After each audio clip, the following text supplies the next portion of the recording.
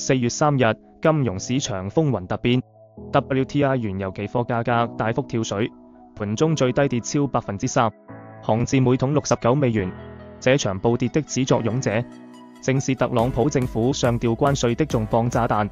特朗普此次關稅調整力度超乎想象，儘管石油、天然氣和精煉產品進口獲豁免，但中國作為全球最大原油進口國，歐盟作為第2大消費體，其工業活動的收縮將直接拖累全球原油需求。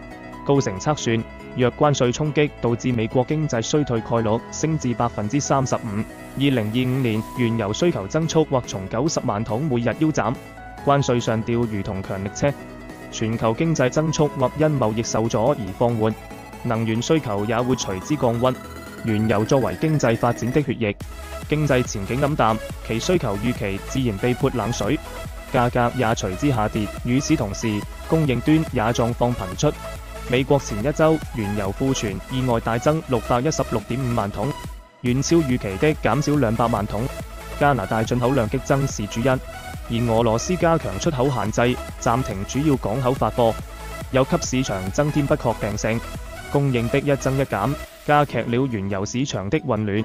在關稅陰雲和供應波動雙重籠罩下，原油市場的命運已淪為政治賭桌上的籌碼。短期看歐佩加的救市決心，長期看全球能否從關稅創傷中復甦。